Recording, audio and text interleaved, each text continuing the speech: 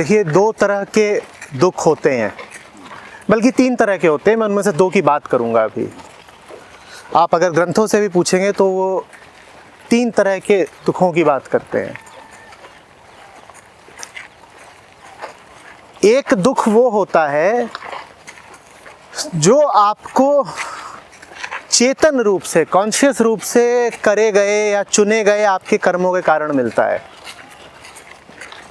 ठीक, उसको आप कह सकते हैं ये मेरा चुनाव है। वो वास्तव में आपका नहीं है, लेकिन फिर भी आपकी चेतना ने तो उस कृत्य को चुना ही था। ठीक, उदाहरण के लिए अभी रुक जाइए, देखिए ये कुत्ते हैं। अगर आप इनका पानी छीन लें तो ये आपके द्वारा किया गया व्यक्तिगत पाप होगा। आपने क्या किया? आपने इनका पानी छीन लिया। वो पानी पी रहे हैं या कुछ खा रहे हैं, वो आपने छीन लिया, तो ये एक व्यक्तिगत पाप हो गया, है ना।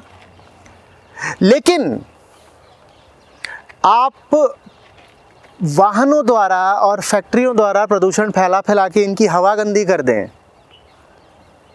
आप इंसान के भोग के लिए इनके जंगल काट दें, तो आपने इन कुत्तों को लक्ष्य बना के तो कुछ नहीं किया, लेकिन फिर भी इनको बहुत तकलीफ दे दी ना।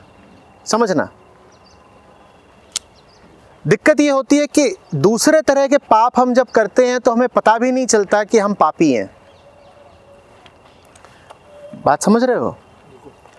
अभी कोई आए और ये छोटा सा है यहाँ पर पिल्ला, इसको लात मार दे, तो हम सबको स्पष्ट हो जाएगा कि अभी अभी किसी ने दुराचार किया, पाप किया, हो जाएगा ना। लेकिन यहाँ से 30 किलोमीटर दूर अगर कोई प्रदूषण फैला रहा है तो हमें ये पता ही नहीं चलेगा कि उसने इन कुत्तों के प्रति पाप किया, क्योंकि बुद्धि ताल्लुक जोड़ ही नहीं पाएगी। बुद्धि ये संबंध ही नहीं बैठा पाएगी कि 30 किलोमीटर दूर भी अगर कोई धुआं फैला रहा है तो इन कुत्तों के साथ वो गलत कर रहा है। बात समझ रहे हो? इसी तरीके से आप लगातार बच्चे पैदा करते जा रहे हैं, लोगों को बसने के लिए जगह चाहिए ना। वो जगह कहाँ से आ रही है? खेती और जमीन को जहाँ वन है, वन काटे जा रहे हैं। कोई बड़ी बात नहीं है कि जिस तरह से आबादी बढ़ रही है उस तरह से बढ़ते बढ़ते एक दिन ये आए कि इस बाग को, इस छोटे से जंगल को भी शहर खा जाए। आज जहाँ पे आप खड़े हैं और चारों तरफ झाड़ झंखाड़ है, आज से 50 साल बाद आपको दिखाई दे कि यहाँ पर इमारतें बनी हुई हैं, अपार्टमेंट्स हैं। ये कुत्ते कहाँ जाएंगे? लेकिन जो व्यक्ति बच्चा पैदा कर रहा है उसको इस बात का इल्म ही नहीं है कि उसने इस छोटे से कुत्ते के साथ नाइंसाफ़ी कर दी। हो सकता है आप कुत्ते का संबंध सीधे सीधे जंगल से ना जोड़ पा रहे हो तो बंदर का जोड़ लो। आपने देखा है आजकल बंदर घरों में ज़्यादा आने लग गए हैं। क्यों आने लग गए हैं? क्योंकि आपने उनके जंगल काट दिए। क्यों काट दिए? क्योंकि आप लगातार बच्चे पैदा किए जा रहे हैं। तो ये दूसरे तरह का पाप जो है ज़्यादा खतरनाक होता है। पहले तरह का पाप आदमी को अखरता है क्योंकि उसमें सीधे सीधे व्यक्तिगत जिम्मेदारी आ जाती है ना। उसमें व्यक्तिगत जिम्मेदारी आ गई, मैंने पाप किया, और वो दृश्य आंखों में कैद हो जाता है। कैसे कैद हो जाता है? कि आपने जाकर के किसी मोटरसाइकिल सवार को टक्कर मार दी, आपने देखा कि उसकी मोटरसाइकिल गिरी और जो मोटरसाइकिल सवार था वो लड़का सड़क पर बिल्कुल लोट गया और आपने देखा कि उसके जिस्म से खून बहा। ये बातें आपकी अंतरात्मा को झकझोरती हैं, है ना। नैतिक तल पर आप अपने ही आंखों में गिर जाते हो, ऐसा होता है ना।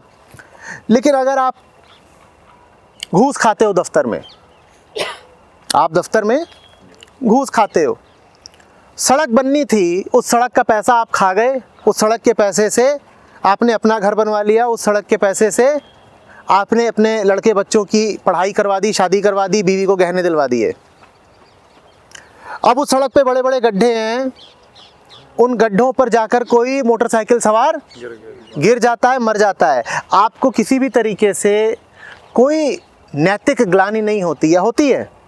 तब नहीं होती ना, ये दूसरे तरह के पाप ज़्यादा खतरनाक होते हैं।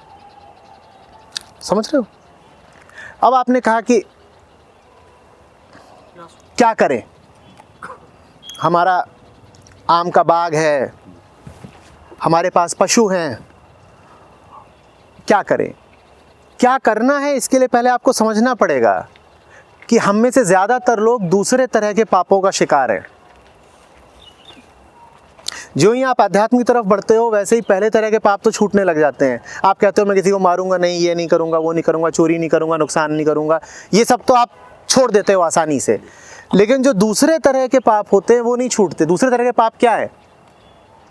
ये सभ्यता ही दूसरे तरह का पाप है। उदाहरण के लिए एग्रीकल्चर, खेती हो ही नहीं सकती बिना जीव हत्या के,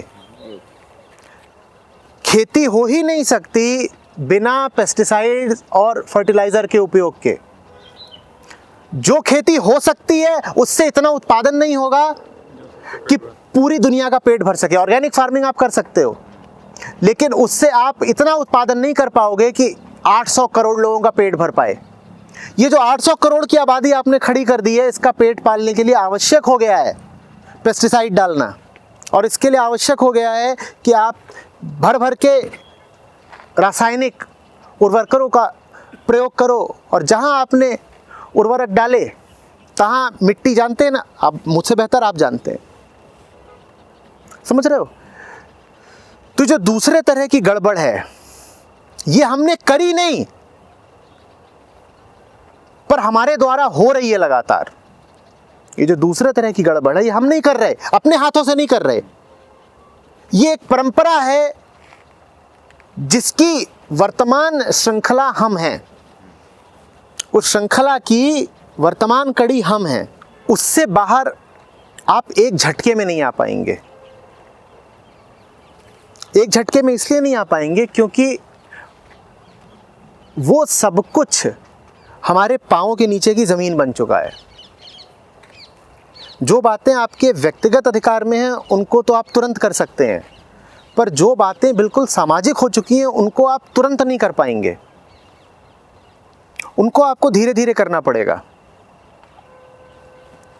और आपको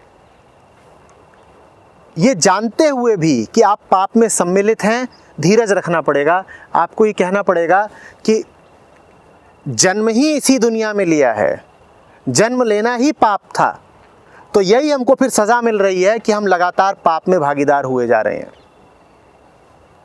अगर आप लगातार ये याद करे रहें, अगर आपको लगातार ये स्मरण बना रहे कि मानव सभ्यता खड़ी ही हिंसा की बुनियाद पर है, कि हमारी एक एक सांस न जाने कितनों के लिए मौत है, तो फिर आपके कर्म अपने आप बदलेंगे। आपके हाथ में जो आम आता है वो आम खा करके बड़े गर्व से घोषित मत कर दीजिएगा कि आप तो शाकाहारी हैं। उस आम के रस में भी खून है, इस बात को अच्छे से समझ लीजिएगा। मैंने भले ही दूध छोड़ दिया हो, जानवरों से संबंधित जितने उत्पाद हो सकते हैं सब छोड़ दिए हो, लेकिन फिर भी मुझे लगातार इस बात का एहसास बना रहता है कि अगर मैं रोटी भी खा रहा हूं तो उस रोटी में भी खून है।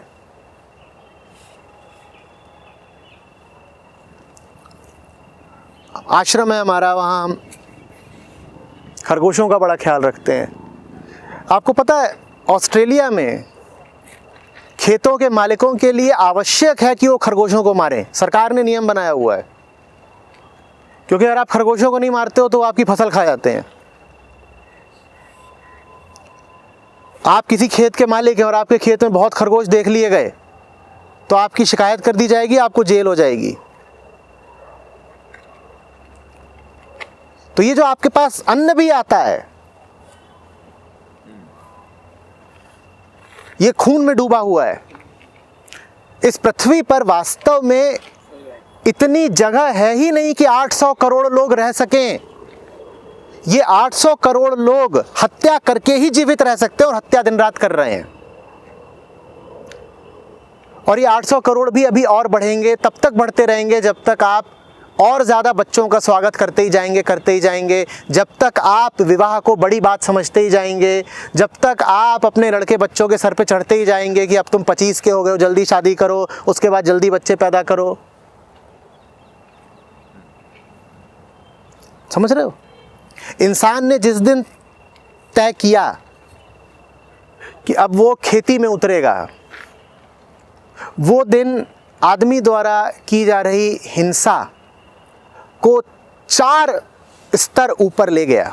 आदमी हमेशा से हिंसक रहा है। आपको पता है, आदमी जब खेती नहीं भी करता था, आदमी जब बस कबीलों की तरह घूमता था, फिरता था और जो कुछ भी कंदमूल फल मिल गए उनको इकट्ठा करके खाता था, तब भी आदमी का स्पर्श ऐसा था कि आदमी ने जानवरों की, पक्षियों की सैकड़ों प्रजातियों को मिटा रखा था। मनुष्य इस पृथ्वी का सबसे हिंसक प्राणी है, सबसे हिंसक।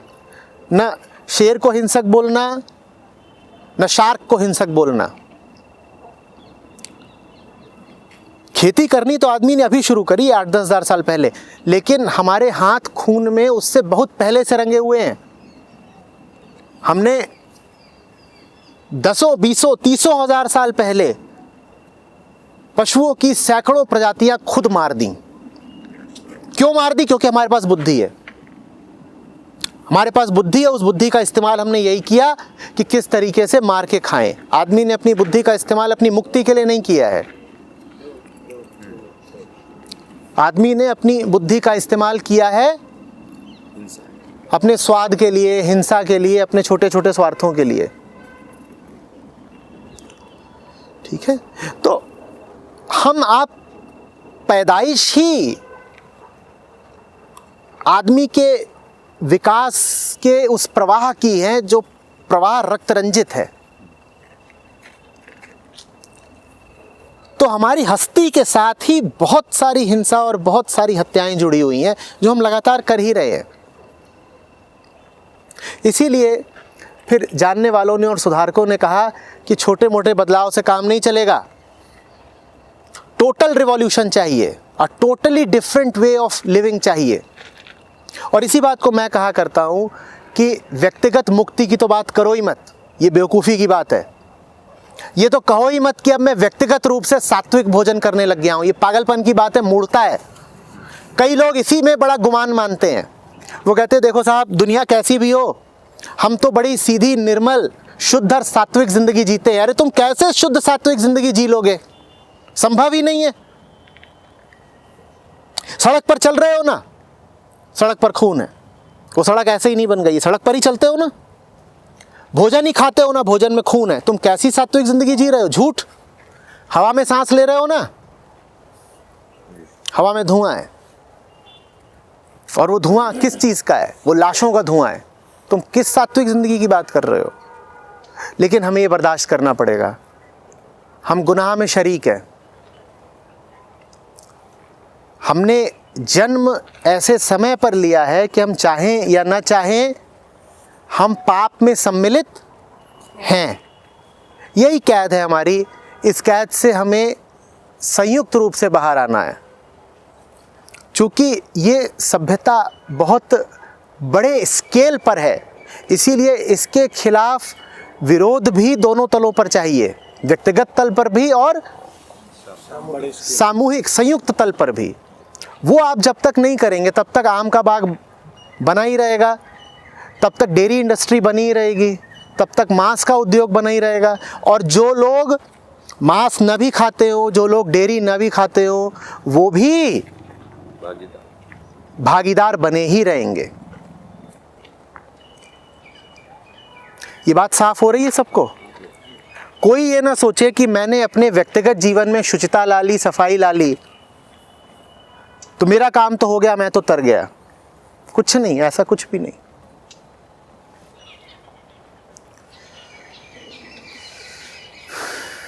हम सब जुड़े हुए हैं और हम सबके जीवन की बुनियाद ही हिंसा है, पाप है। उसका सामना भी सामूहिक रूप से ही करना पड़ेगा।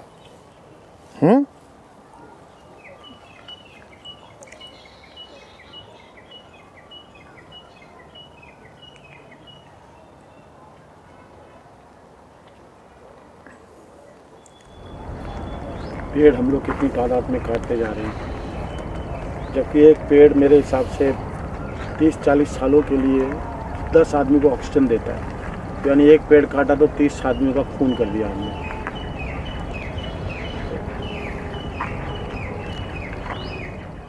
हर छोटी से छोटी चीज़, अभी हम लोगों ने जो कपड़े पहन रखे हैं, जो मोबाइल फ़ोन हैं, यहाँ तक कि जो इलेक्ट्रॉनिक्स की चीज़ें हैं, ये जो चश्मे हैं, आपको क्या लग रहा है इसमें से कुछ भी बिना हिंसा के आ रहा है क्या आपके हाथ में? हिंसा और पाप इतना ज़्यादा है कि जितना सोचोगे उतना ज़्यादा पागल होते जाओगे। बस वो छुप छुप के हो रहा है, हमें दिखाया नहीं जाता। मैंने कहा ना, आपकी आंखों के सामने इन पिल्लों को कोई लात मार दे तो आपको बुरा लगेगा। यहाँ लात ही नहीं मारी जा रही, यह कत्लेआम हो रहा है, लेकिन आपसे छुपा कर हो रहा है, आपकी आंखों के सामने नहीं हो रहा।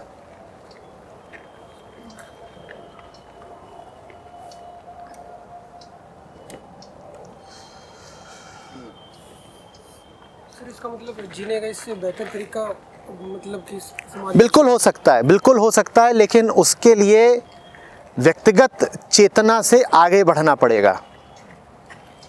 उसके लिए सामाजिक सरोकार चाहिए और उसके लिए इस स्वार्थपरकता को छोड़ना पड़ेगा कि मुझे तो बस अपने निजी कल्याण और निजी मुक्ति से मतलब है। अध्यात्म जब तक निजी मुक्ति का साधन रहेगा तब तक न निजी मुक्ति की संभावना है न सामूहिक की। मैंने कहा है कि जब तुम अपनी मदद करना चाहो तो अक्सर दूसरे की मदद अपनी मदद करने का सर्वोत्तम साधन होती है।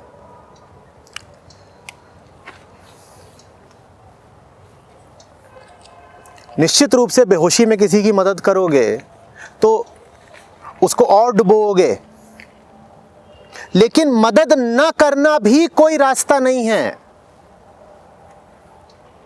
मदद करनी ही पड़ेगी। एक अंधेरे कमरे में 10 लोग कैद हैं, दिखाई किसी को कुछ नहीं पड़ रहा, लेकिन फिर भी एक दूसरे की मदद तो करनी पड़ेगी ना।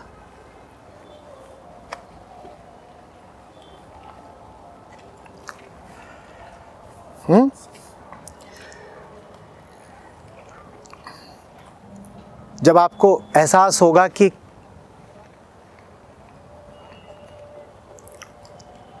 रोशनी बस ऊपर ऊपर है, नीचे कितना अंधेरा है, तब आपके भीतर बड़ा आक्रोश उठेगा। आपको दिखाई देगा आप कितने असहाय हैं, और फिर आप पूरा प्रयत्न कर पाएंगे उस अंधेरे को चीरने का। फिर आप कहेंगे कि किसी तरीके से तो कुछ हो, मैं छोटे तौर पर ही सही दूसरों को एक उदाहरण तो दिखाऊं कि दूसरे तरीके से भी जिया जा सकता है।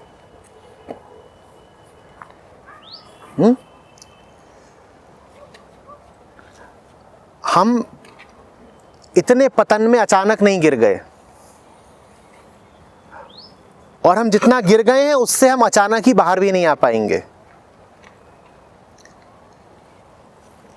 आदमी की और पृथ्वी की इतनी बुरी हालत होने में बड़ा लंबा समय लगा है, तो अब स्थितियों को ठीक करने में भी धैर्य चाहिए, लेकिन उस धैर्य के साथ साथ अधीरता भी चाहिए, आक्रोश भी चाहिए। धैर्य माने शांति, अधीरता माने आक्रोश, दोनों चाहिए। भीतर शांति हो और बाहर बड़ी ललक हो कि चीज़ें बदलनी चाहिए, जैसा चल रहा है वैसा न चले।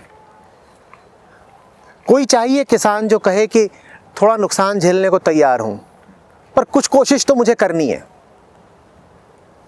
क्योंकि अगर मैं थोड़ा नुकसान नहीं झेल रहा तो आंतरिक तल पर बहुत बड़ा नुकसान झेल रहा हूं। कोई तो चाहिए ना जो शुरुआत करे, कोई तो चाहिए जो कुछ प्रयोग करे, कोई नुस्खा खोजे, कोई चाहिए जो कहे कि आदमी ने अपनी बुद्धि का इस्तेमाल विनाश के लिए तो खूब कर लिया, अब क्या सृजन निर्माण के लिए भी कर सकता है। आदमी ने अपनी बुद्धि का इस्तेमाल हर तरीके के जानवरों को, कीट पतंगों को मारने के लिए तो खूब कर लिया, हॉपर को मारने के लिए खूब कर लिया। क्या आदमी अपनी बुद्धि का इस्तेमाल उसको बचाने के लिए भी कर सकता है? निश्चित रूप से करा जा सकता है। आदमी के पास बुद्धि बल है, उसका इस्तेमाल करेंगे तो जिनको मारा है उनको बचाया भी जा सकता है। बस बुद्धि को सही दिशा देनी है, अपने संसाधनों को सही दिशा में लगाना है। लेकिन आचार्य जी ऐसे तो पैर पड़ते ही कोई ना कोई जानवर मरता है, ये तो एक तरीके का पेशा हो गया। देखिए तो ऐसे तो ये भी है कि आप सांस लेती हैं हाँ। तो भी भीतर हो सकता है कि उसकी वजह से कोई बैक्टीरिया वगैरह मर गया हो। वो तो आपके होने का हिस्सा है, वो आपका कृत्य नहीं है, वो आपकी हस्ती है। उसकी बात मत करिए। उसकी बात करके तो आप सब हत्यारों को बहाना दिए दे रही हैं हत्या करने का। हत्यारों को तो आपने बहाना दे दिया ना कि देखो भाई चलते भी हैं तो क्या पता नीचे चींटी पाव के आ जाती हो, तो हत्या तो हो ही जाती है। तो हत्या तो हो ही रही है, तो चलो बकरा काटते हैं। भाई हत्या हत्या एक बराबर है। साधु संत भी चलते हैं तो कई बार उनके पाँव के नीचे चींटी आ जाती है, हत्या तो हो ही जाती है। हत्या जब हो ही जाती है तो आओ भाई चलो बकरा काटें। हत्या हत्या एक बराबर है, ये तर्क मत दीजिए, बड़ा गड़बड़ तर्क है। भाई हम यहाँ खड़े भी हैं तो ऐसा हो सकता है कि हमारे खड़े होने मात्र से कोई नन्हा जीव मर गया हो। आप सो रहे होते हैं, आपके हाथ पर आके एक मच्छर बैठ गया है, आप करवट लेते हैं, आप सुबह उठते हैं देखते हैं कि चादर पे ज़रा सा खून का निशान है। वो हत्या आपने करी नहीं है, वो आपकी हस्ती की मजबूरी है। देने वाले ने देह दी है ना, और देने वाले ने नींद दी है। आप क्या करते? मच्छर आया, मच्छर बैठ गया, आपने करवट ली, मच्छर मर गया, आपकी उसमें गलती नहीं, उसका नहीं पाप लगता। लेकिन जहां आप चुनाव करके हत्या कर रहे हैं, जहां पर हत्या रोकी जा सकती थी और आपने नहीं रोकी, उसका तो पाप लगेगा ना। उसका तो पाप लगेगा ना।